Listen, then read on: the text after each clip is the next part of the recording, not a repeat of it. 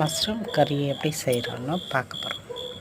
ஒரு சட்டியில் எண்ணெய் விட்டுட்டு எண்ணெய் காஞ்சதும் ஜீரகம் போட்டுட்டு அப்புறம் சின்ன வெங்காயம் குட்டி குட்டியாக கட் பண்ணி வச்சது நல்லா வதங்கின உடனே தக்காளி போட்டு நல்லா வதக்கிட்டு மஞ்சத்தூள், மிளகாய்த்தூள், உப்பு போட்டு நல்லா வதங்கினதுக்கப்புறம் சின்ன சின்னதாக கட் பண்ணி வச்சுருந்த காளானை அதில் சேர்த்து நல்லா வதக்கி விட்டுக்கணும். நல்லா வதங்கின உடனே நல்லா கொதித்த உடனே தண்ணி எவ்வளோ தண்ணி வேணுமோ ஊற்றி நல்லா கொதிக்க வச்சுக்கணும்.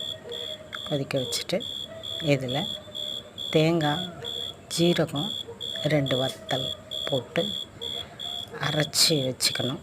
தேங்காயில் நல்லா குழம்பு கொஞ்சம் கெட்டியாக வந்த உடனே தேங்காவை போட்டு குழம்பு நல்லா கொதித்த உடனே ஆஃப் பண்ணிடணும்.